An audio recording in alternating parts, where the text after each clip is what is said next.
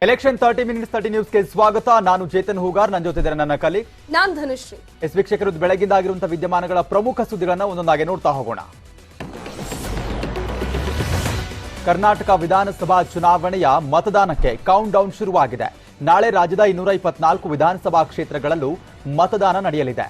ನಾಳೆ ಬೆಳಗ್ಗೆ 7 ಗಂಟೆಯಿಂದ ಸಂಜೆ 6 ಗಂಟೆಯವರೆಗೂ ಮತದಾನ ಪ್ರಕ್ರಿಯೆ ನಡೆಯಲಿದೆ. ಇನ್ನು ಇದಕ್ಕಾಗಿ ಚುನಾವಣಾ ಆಯೋಗ ಸಕಲ ಸಿದ್ಧತೆಯನ್ನ ಮಾಡಿಕೊಂಡಿದೆ. ಎಲ್ಲಾ ಮತಗಟ್ಟೆಗಳಿಗೂ ಕೂಡ ಇವಿಎಂ ಯಂತ್ರಗಳನ್ನ ಕೊಂಡೊಯ್ಯಲಾಗ್ತಾ ಇದೆ. ನಾಳೆಯ ಮತದಾನಕ್ಕೆ ಬರೋಬ್ಬರಿ 1.56 ಲಕ್ಷ ಪೊಲೀಸರನ್ನ ಬಿಗಿ ಭದ್ರತೆಗೆ ನಿಯೋಜನೆ ಮಾಡಲಾಗಿದೆ. ಒಟ್ಟು 304 ಡಿವೈಎಸ್ಪಿಗಳು, 991 ಪಿಐಸ್ಗಳು, ಇನ್ನ 261 ಪಿಎಸ್ಐ, ಇನ್ನ 580 ಎಎಸ್ಐ ಸೇರಿ 46,000 ಪೊಲೀಸ್ ಕಾನ್ಸ್ಟೇಬಲ್ಗಳನ್ನ ಭದ್ರತೆಗೆ ಅಂತ ನಿಯೋಜನೆ ಮಾಡಲಾಗಿದೆ. ಇನ್ನು ಹೊರ ರಾಜ್ಯಗಳಿಂದಲೂ 8,500ಕ್ಕೂ ಹೆಚ್ಚು ಸಿಬ್ಬಂದಿಯನ್ನ ಕರ್ತವ್ಯಕ್ಕೆ ನಿಯೋಜನೆ ಮಾಡಲಾಗಿದೆ. ಇನ್ನು ಬೆಂಗಳೂರಿನಲ್ಲಿ ಭದ್ರತೆಗೆ 15,000 ಪೊಲೀಸರನ್ನ ನಿಯೋಜನೆ ಮಾಡಲಾಗಿದೆ.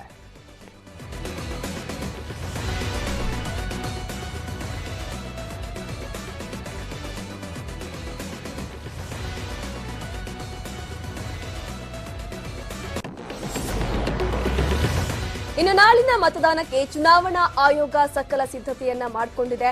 ಚುನಾವಣೆಯ ಅಧಿಕಾರಿಗಳು ಎಲೆಕ್ಷನ್ ಡ್ಯೂಟಿ ಮಾಡುವವರಿಗೆ ಇವಿಎಂಗಳನ್ನ ಹಸ್ತಾಂತರ ಮಾಡಲಾಗಿದೆ. ಇನ್ನು ಬೆಂಗಳೂರಿನ 28 ವಿಧಾನಸಭಾ ಕ್ಷೇತ್ರಗಳಲ್ಲಿ ಮಸ್ಟರಿಂಗ್ ಪ್ರಕ್ರಿಯೆ ನಡೆಯಿತು. ಈಗಾಗಲೇ ಮತದಾನದ ಪ್ರಕ್ರಿಯೆ ಬಗ್ಗೆ ಸಿಬ್ಬಂದಿಗೆ ಟ್ರೈನಿಂಗ್ ನೀಡಲಾಗಿದೆ. ಇನ್ನು ಯಲಹಂಕ ಮಸ್ಟರಿಂಗ್ ಸೆಂಟರ್ಗೆ ಬೆಂಗಳೂರು ನಗರ ಮುಖ್ಯ ಚುನಾವಣಾಧಿಕಾರಿ ತುಷಾರ್ ಗಿರಿನಾಥ್ ಭೇಟಿಯನ್ನ ನೀಡಿ ಪರಿಶೀಲನೆಯನ್ನ ನಡೆಸಿದ್ರು. 42,000 ಜನರಿಗೆ ಚುನಾವಣಾ ಕೆಲಸಕ್ಕೆ ನಿಯೋಜನೆ ಮಾಡಿದ್ದೇವೆ ಅಂತ ಹೇಳಿಕೆಯನ್ನ ನೀಡಿದ್ರು.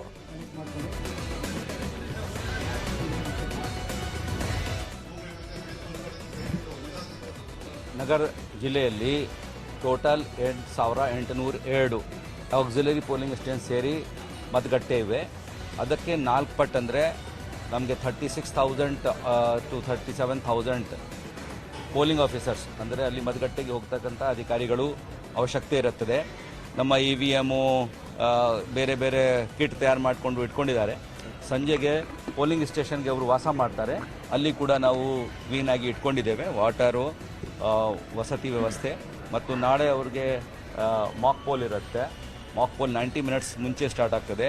5:30ಗೆ ಸ್ಟಾರ್ಟ್ ಆಗಿ ಸೊ ದ್ಯಾಟ್ ಕರೆಕ್ಟ್ ಟೈಮ್ 7 ಗಂಟೆಗೆ ನಮ್ಮದು ಎಲ್ಲ ಮತದಾನ ಪ್ರಾರಂಭ ಆಗಬೇಕು. ನಗರ ಜಿಲ್ಲೆ ಗಾಂಧಿನಗರ ವಿಧಾನಸಭಾ ಕ್ಷೇತ್ರದಲ್ಲಿ ಸಿದ್ಧಗೊಂಡಿರುವಂತಹ ಪಿಂಕ್ ಬೂತ್. ಗಾಂಧಿನಗರ ವಿಧಾನಸಭಾ ಕ್ಷೇತ್ರದ ಆರ್ಕಿಡ್ ಇಂಟರ್ನ್ಯಾಷನಲ್ ಸ್ಕೂಲ್ನಲ್ಲಿ ಸಿದ್ಧವಾಗಿರುವಂತಹ ಪಿಂಕ್ ಬೂತ್ ಮಹಿಳೆಯರು ಹೆಚ್ಚಾಗಿರುವಂತಹ ವಾರ್ಡ್ಗಳಲ್ಲಿ ನಿರ್ಮಾಣವನ್ನ ಮಾಡಲಾಗಿದೆ. ಮಹಿಳೆಯರ ಮತದಾನಕ್ಕೆ ಉತ್ತೇಜನ ನೀಡೋದಕ್ಕೆ ಪಿಂಕ್ ಬೂತ್ ಅನ್ನ ನಿರ್ಮಾಣ ಮಾಡಲಾಗಿದೆ. ಒಟ್ಟು ಬಿಬಿಎಂಪಿ ವ್ಯಾಪ್ತಿಯಲ್ಲಿ 140 ಪಿಂಕ್ ಬೂತ್ಗಳನ್ನ ನಿರ್ಮಾಣ ಮಾಡಲಾಗಿದೆ. ಪ್ರತಿ ವಿಧಾನಸಭಾ ಕ್ಷೇತ್ರದಲ್ಲಿ 5 ಪಿಂಕ್ ಬೂತ್ಗಳ ವ್ಯವಸ್ಥೆಯನ್ನ ಮಾಡಲಾಗಿದೆ. ಮಂಡ್ಯ ಜಿಲ್ಲೆಯಲ್ಲಿ ಇವಿಎಂ ವಿತರಣೆ ಕಾರ್ಯ ಶುರುವಾಗಿದೆ. ಇನ್ನು ಮಂಡ್ಯದ ಸರ್ಕಾರಿ ವಿವಿ ಆವರಣದಿಂದ ಇವಿಎಂಗಳನ್ನ ವಿತರಣೆ ಮಾಡಿ ಅಧಿಕಾರಿಗಳನ್ನ ನಿಯೋಜಿತ ಮತಗಟ್ಟೆಗಳಿಗೆ ಕಳಿಸಲಾಗ್ತಾ ಇದೆ. ಇನ್ನು ಜಿಲ್ಲೆಯ 7 ಕ್ಷೇತ್ರಗಳಿಗೂ ಸಿಬ್ಬಂದಿಗಳನ್ನ ಕರೆದುಕೊಂಡು ಹೋಗಲು ಬಸ್ ವ್ಯವಸ್ಥೆಯನ್ನು ಕೂಡ ಮಾಡಲಾಗಿದೆ. ಚುನಾವಣಾ ಕರ್ತವ್ಯಕ್ಕಾಗಿ ಸುಮಾರು 271 ಕೆಎಸ್ಆರ್ಟಿಸಿ ಬಸ್ ನಿಯೋಜನೆ ಮಾಡಲಾಗಿದೆ. ಇನ್ನು ಮೈಸೂರು, ಬಾಗಲಕೋಟೆ, ಧಾರವಾಡ, ಬೆಳಗಾವಿ, ಬಾಗಲಕೋಟೆ ಸೇರಿದಂತೆ ರಾಜ್ಯದ ವಿವಿಧ ಜಿಲ್ಲೆಯಲ್ಲಿ ಮತಗಟ್ಟೆ ಸಿಬ್ಬಂದಿ ಸಕಲ ಸಿದ್ಧತೆಯನ್ನ ಮಾಡಿಕೊಳ್ಳಲಾಗ್ತಾ ಇದೆ.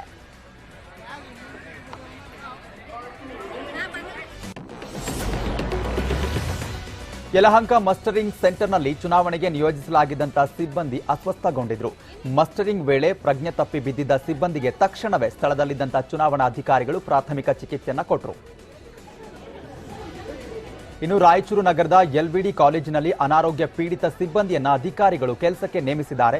ಮತದಾನದ ಅಂತಿಮ ಸಿದ್ಧತೆ ವೇಳೆ ಫಿಟ್ಸ್ ಬಂದು ಸಿಬ್ಬಂದಿ ಪ್ರಜ್ಞೆ ತಪ್ಪಿ ಬಿದ್ದಿದ್ರು. ಅನಾರೋಗ್ಯ ಇದೆ ಅಂತ ಹೇಳಿದ್ರು ಕೂಡ, ಡ್ಯೂಟಿಗೆ ಹಾಕಬೇಡಿ ಅಂದ್ರೂ ಕೂಡ ಅಧಿಕಾರಿಗಳು ಕ್ಯಾರೆ ಅಂತಿಲ್ಲ ಅಂತ ಸಿಬ್ಬಂದಿ ಪತ್ನಿ ಕಣ್ಣೀರನ್ನ ಹಾಕಿದ್ದಾರೆ.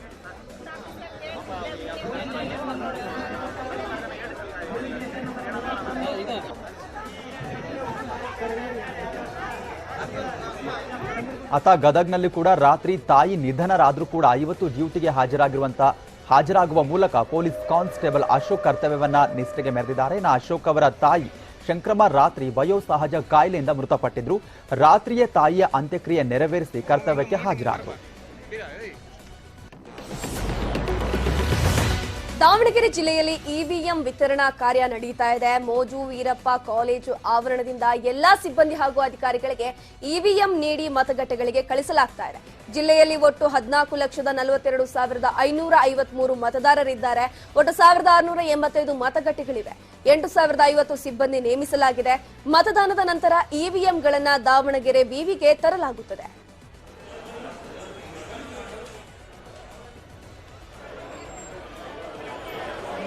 1,685 ಮತಗಟ್ಟೆಗಳಿದೆ.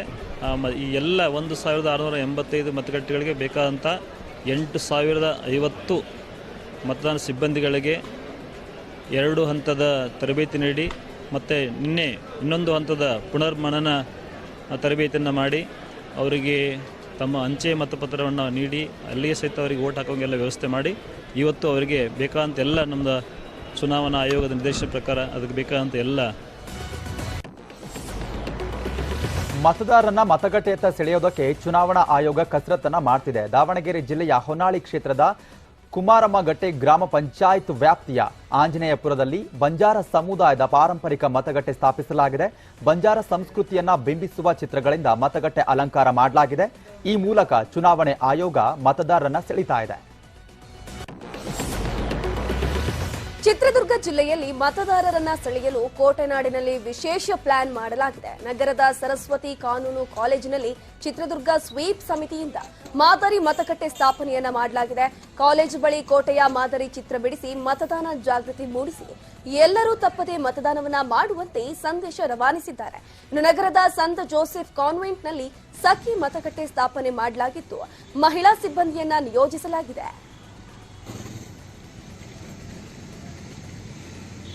ಇತ್ತ ಗದಗ್ನಲ್ಲಿ ಮಸ್ಟರಿಂಗ್ ಕೇಂದ್ರದಲ್ಲಿ ಹಾವು ಪ್ರತ್ಯಕ್ಷವಾಗಿದ್ದರಿಂದ ಅಧಿಕಾರಿಗಳು ಕೆಲಕಾಲ ಕಂಗಾಲಾಗಿದ್ದಾರೆ. ನಗರದ ಜೆಟಿ ಕಾಲೇಜಿನಲ್ಲಿ ಮಸ್ಟರಿಂಗ್ ಕಾರ್ಯದ ವೇಳೆ ಹಾವೊಂದು ಕಾಣಿಸಿಕೊಂಡಿದೆ. ಇದರಿಂದ ಕೆಲಕಾಲ ಸಿಬ್ಬಂದಿಗಳು ಆತಂಕಕ್ಕೀಡಾಗಿದ್ರು. ನಂತರ ಹೋಮ್ ಗಾರ್ಡ್ ಬಿಆರ್ ಸುರೇಭಾನ ಹಾವು ರಕ್ಷಣೆಯನ್ನ ಮಾಡಿ ಕಾಡಿಗೆ ಬಿಟ್ಟರು.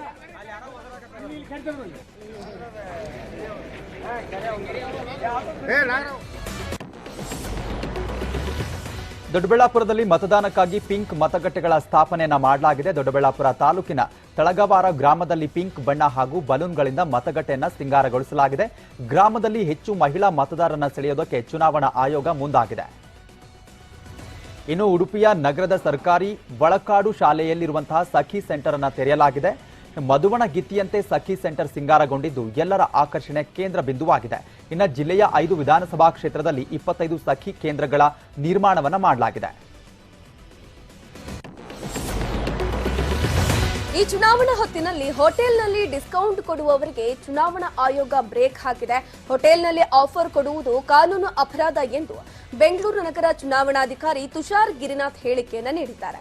ನಾಳೆ ಮತದಾನ ಮಾಡುವವರಿಗೆ ಉಚಿತ ಊಟ ಹಾಗೂ ಸಿನಿಮಾ ಟಿಕೆಟ್ ಕೊಡುವುದಾಗಿ ಆಫರ್ ನೀಡಿದ ಹೋಟೆಲ್ ಮಾಲೀಕರಿಗೆ ಚುನಾವಣಾ ಆಯೋಗ ಇದೀಗ ಬಿಗ್ ಶಾಕ್ ಕೊಟ್ಟಿದೆ. ಕೆಲವು ಹೋಟೆಲ್ಸ್ ಈ ಥರ ಡಿಸ್ಕೌಂಟ್ ಕೊಡ್ತೀವಿ, ಫ್ರೀ ಕೊಡ್ತೀವಿ ಇತ್ಯಾದಿ ವೋಟ್ ಜಾಸ್ತಿ ಆಗಲಿ ಅಂತ ದೃಷ್ಟಿಯಿಂದ ನಾವು ಈ ಕ್ರಮ ಕೈಗೊಳ್ತಾ ಇರುವುದು ಎಂದು ಹೇಳಿದ್ದಾರೆ.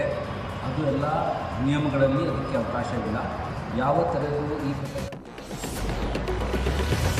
ಮಂಡ್ಯ ಜಿಲ್ಲಾಡಳಿತ ವಿರುದ್ಧ ಚುನಾವಣಾ ಅಧಿಕಾರಿಗಳು ರೊಚ್ಚಿಗೆದ್ದಿದ್ದಾರೆ. ಸೂಕ್ತ ಊಟದ ವ್ಯವಸ್ಥೆ ಮಾಡದೇ ಇರುವುದರಿಂದ ಕರ್ತವ್ಯಕ್ಕೆ ಹೋಗುವುದಿಲ್ಲ ಅಂತ ಸಿಬ್ಬಂದಿ ಪ್ರತಿಭಟನೆಯನ್ನ ನಡೆಸಿದ್ರು. ಊಟ ಕಳಪೆಯಿಂದ ಕೂಡಿದ್ದು ಯಾವುದೇ ಕಾರಣಕ್ಕೂ ಕೂಡ ಕರ್ತವ್ಯ ನಿರ್ವಹಿಸುವುದಿಲ್ಲ ಅಂತ ಪಟ್ಟಣ ಹೇಳಿದ್ರು. ವಿಷಯ ತಿಳಿದು ಸ್ಥಳಕ್ಕೆ ದೌಡಾಯಿಸಿದ ತಹಶೀಲ್ದಾರ್ ನಿಸರ್ಗ ಪ್ರಿಯ ತಪ್ಪಾಗಿದೆ, ದಯವಿಟ್ಟು ಕ್ಷಮಿಸಿ, ಕರ್ತವ್ಯಕ್ಕೆ ಹಾಜರಾಗಿ ಅಂತ ಮನವಿಯನ್ನ ಮಾಡಿದ್ರು.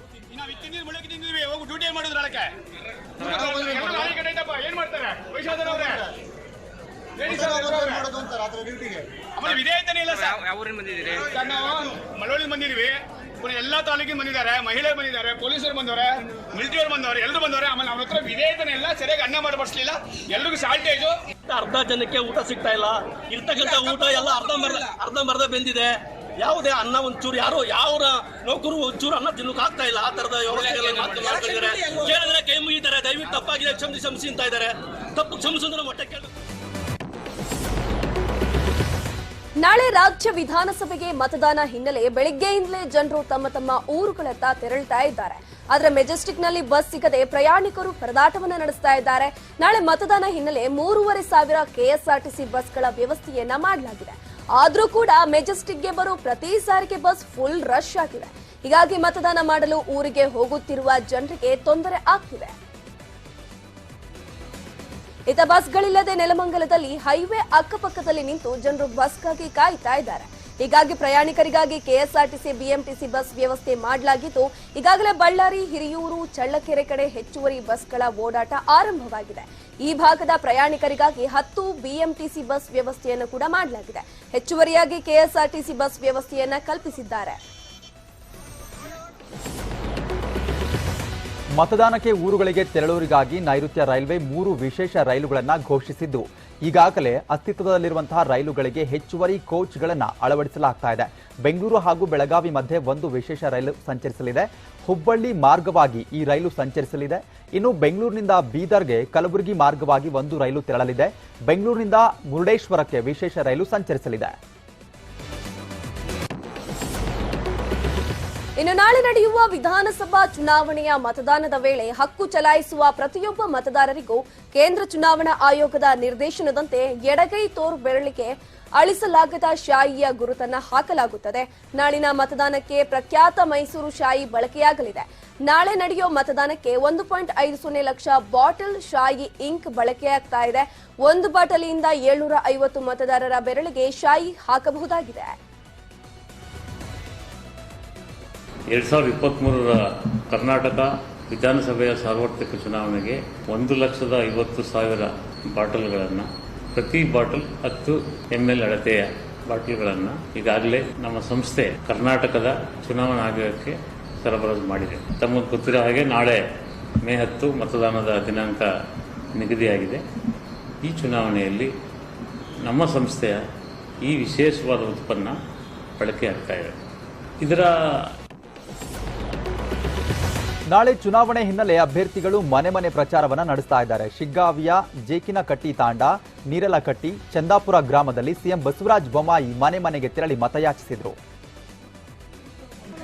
ಇತ್ತ ಬೆಂಗಳೂರಿನ ಪದ್ಮನಾಭನಗರದ ಜೆಡಿಎಸ್ ಅಭ್ಯರ್ಥಿ ಮಂಜುನಾಥ್ ಪರ ಕಾರ್ಯಕರ್ತರು ಕುಮಾರಸ್ವಾಮಿ ಲೇಔಟ್ನಲ್ಲಿ ಡೋರ್ ಟು ಡೋರ್ ಕ್ಯಾಂಪೇನ್ ಅನ್ನು ಮಾಡಿದರು.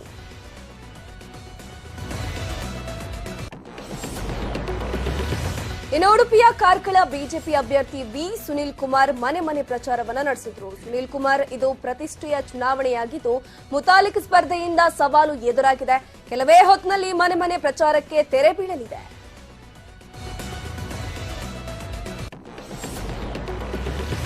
ನಾಳೆ ರಾಜ್ಯ ವಿಧಾನಸಭಾ ಚುನಾವಣೆಗೆ ಮತದಾನ ಹಿನ್ನೆಲೆ ಕರ್ನಾಟಕ, ಮಹಾರಾಷ್ಟ್ರ, ಗೋವಾ ಗಡಿಭಾಗದಲ್ಲಿ ಹದ್ದಿನ ಕಣ್ಣಿಡಲಾಗಿದೆ.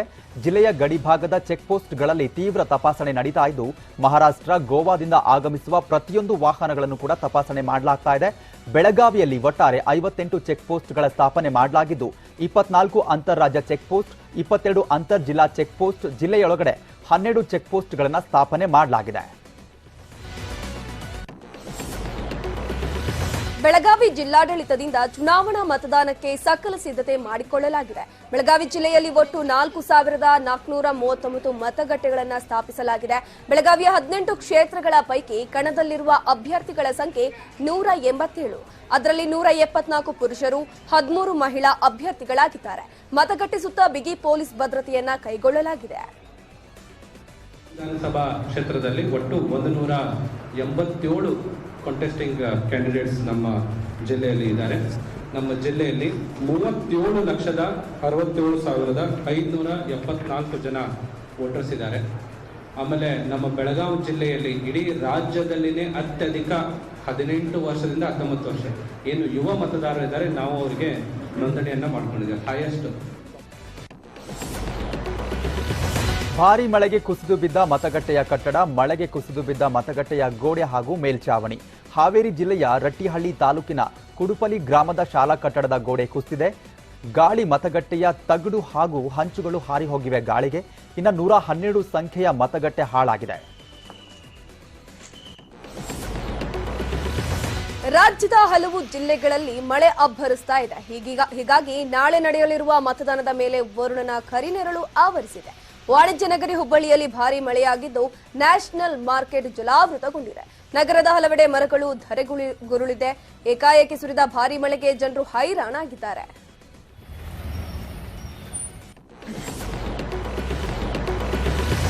ರಾಜ್ಯಾದ್ಯಂತ ಬಿಜೆಪಿ ಹನುಮಾನ್ ಚಾಲಿಸಾ ಪಠಣದ ಮೂಲಕ ಹವಾ ಎಬ್ಬಿಸಿತ್ತು. ಇಂದು ಸಹ ಬಿಜೆಪಿ ನಾಯಕರು ಹನುಮಾನ್ ಚಾಲಿಸಾ ಪಠಣ ಮುಂದುವರೆಸಿದ್ದಾರೆ. ಇವತ್ತು ಬೆಂಗಳೂರಿನ ಮಹಾಲಕ್ಷ್ಮಿ ಲೇಔಟ್ನ ವೀರಾಂಜನೇಯ ದೇವಸ್ಥಾನದಲ್ಲಿ ಕೇಂದ್ರ ಸಚಿವೆ ಶೋಭಾ ಕರಂದ್ಲಾಜೆ, ಬಿಜೆಪಿ ಅಭ್ಯರ್ಥಿ ಕೆ ಗೋಪಾಲಯ್ಯ ಸೇರಿದಂತೆ ಹಲವು ಬಿಜೆಪಿ ನಾಯಕರು ಹನುಮಾನ್ ಚಾಲಿಸಾ ಪಠಣವನ್ನ ಮಾಡಿದ್ರು. ಹುಬ್ಬಳ್ಳಿಯ ವಿಜಯನಗರ ಆಂಜನೇಯ ದೇವಸ್ಥಾನದಲ್ಲಿ ಸಿಎಂ ಬೊಮ್ಮಾಯಿ ಹನುಮಾನ್ ಚಾಲಿಸಾ ಪಠಿಸಿದರು. ಅತ್ತ ಶಿವಮೊಗ್ಗದ ಕೋಟೆ ಸೀತಾರಾಮ ಆಂಜನೇಯ ದೇವಸ್ಥಾನದಲ್ಲಿ ಶಿಕಾರಿಪುರ ಬಿಜೆಪಿ ಅಭ್ಯರ್ಥಿ ಬಿವೈ ವಿಜಯೇಂದ್ರ ಪತ್ನಿ ಜೊತೆಗೆ ಆಗಮಿಸಿ ವಿಶೇಷ ಪೂಜೆಯನ್ನು ಸಲ್ಲಿಸಿದರು. ಇನ್ನು ದಾವಣಗೆರೆಯ ಹಳೆಪೇಟೆಯ ಆಂಜನೇಯ ದೇವಸ್ಥಾನದಲ್ಲೂ ಸಂಘ ಪರಿವಾರದ ಕಾರ್ಯಕರ್ತರು ಹನುಮಾನ್ ಚಾಲಿಸಾ ಪಠಣವನ್ನು ಮಾಡಿದರು. ಇತ್ತ ಬೆಂಗಳೂರಿನ ವಿಜಯನಗರದ ಕ್ಲಬ್ ರೋಡ್ನಲ್ಲಿ ಹನುಮಾನ್ ಚಾಲಿಸಾ ಪಠಣಕ್ಕೆ ಚುನಾವಣಾ ಆಯೋಗ ಬ್ರೇಕ್ ಹಾಕಿದೆ.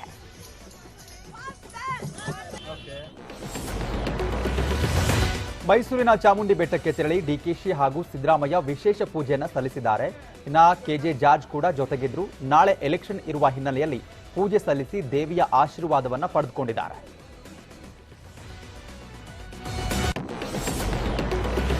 ವಿಜಯಪುರ ಜಿಲ್ಲೆಯ ಬಬಲೇಶ್ವರ ಕ್ಷೇತ್ರದಲ್ಲಿ ಕಾಂಗ್ರೆಸ್ ಬಿಜೆಪಿ ನಾಯಕರ ನಡುವೆ ಗಲಾಟೆ ನಡೆದಿದೆ. ಬಿಜೆಪಿ ಅಭ್ಯರ್ಥಿ ವಿಜುಗೌಡ ಪಾಟೀಲ್ ನನ್ನ ಮೇಲೆ ಹಲ್ಲೆ ಮಾಡಿದ್ದಾರೆ ಎಂದು ಖಾಸಗಿ ಆಸ್ಪತ್ರೆಗೆ ದಾಖಲಾಗಿರೋ ಫೋಟೋವನ್ನ ಸಾಮಾಜಿಕ ಜಾಲತಾಣದಲ್ಲಿ ಹಂಚಿಕೊಂಡಿದ್ದಾರೆ.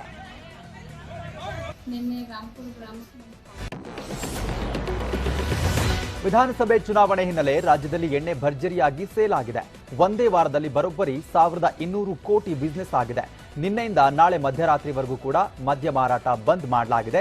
ಮೇ 13ರಂದು ಕೂಡ ಮತ ಎಣಿಕೆ ದಿನ ಬಾರ್ಗಳನ್ನು ಬಂದ್ ಮಾಡುವಂತೆ ಅಬಕಾರಿ ಇಲಾಖೆ ಸೂಚನೆಯನ್ನ ಕೊಟ್ಟಿದೆ. ಇನ್ನು ಚುನಾವಣಾ ಆಯೋಗ ನಿರ್ದೇಶನದಂತೆ ರಾಜ್ಯದೆಲ್ಲೆಡೆ ಬಂದೋಬಸ್ತ್ ಮಾಡಲಾಗಿದೆ ಅಂತ ರಾಜ್ಯ ಕಾನೂನು ಸುವ್ಯವಸ್ಥೆ ಎಡಿಜಿಪಿ ಅಲೋಕ್ ಕುಮಾರ್ ಹೇಳಿಕೆಯನ್ನ ನೀಡಿದ್ದಾರೆ. 2896 ಎಫ್ಐಆರ್ಗಳು ದಾಖಲಾಗಿವೆ. ನಾವು ಬಹಳಷ್ಟು ಸಿಬ್ಬಂದಿದು ನಾವು ನಿಯೋಜನೆ ನಾವು ಮಾಡಿದ್ವಿ. ಚಿತ್ರದುರ್ಗ ಜಿಲ್ಲೆಯ ಗರಗ ಗ್ರಾಮದಲ್ಲಿ ಮತದಾರರಿಗೆ ಆಮಿಷ ಒಡ್ಡಿದ ಆರೋಪ ಕೇಳಿ ಬಂದಿದೆ. ಕಾಂಗ್ರೆಸ್ ಅಭ್ಯರ್ಥಿ ಬಿಜಿ ಗೋವಿಂದಪ್ಪ ಕಡೆಯವರು ಕೋಳಿಯನ್ನ ಹಂಚಿಕೆ ಮಾಡಿದ್ದಾರೆ ಎನ್ನಲಾಗ್ತಿದೆ. ಇನ್ನು ಹೊಸದುರ್ಗ ಪಕ್ಷೇತರ ಅಭ್ಯರ್ಥಿ ಪಾಂಡುರಂಗಪ್ಪ ಗರಗ ಆರೋಪವನ್ನ ಮಾಡಿದ್ದಾರೆ.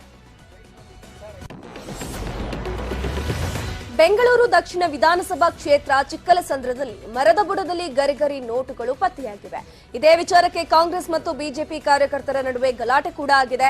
ಕಾಂಗ್ರೆಸ್ ಕಾರ್ಯಕರ್ತರು ಮನೆ ಮನೆಗೆ ತೆರಳಿ ಹಣ ಹಂಚುತ್ತಿದ್ದಾರೆ ಎಂದು ಬಿಜೆಪಿ ಕಾರ್ಯಕರ್ತರು ಕಾಂಗ್ರೆಸ್ ಕೈ ಕಾರ್ಯಕರ್ತರ ಮೇಲೆ ಹಲ್ಲೆಯನ್ನ ಮಾಡಿದ್ದಾರಂತೆ. ನಾಳೆ ಮತದಾನ ಹಿನ್ನೆಲೆ ಗೋವಾ ಕಾರವಾರ ಗಡಿಯಲ್ಲಿ ಕಟ್ಟೆಚ್ಚರ ವಹಿಸಲಾಗಿದೆ. ಗೋವಾದಿಂದ ಕಾರವಾರಕ್ಕೆ ಬರುವಂತಹ ಎಲ್ಲಾ ವಾಹನಗಳನ್ನು ತಪಾಸಣೆ ಮಾಡಲಾಗ್ತಾ ಇದೆ.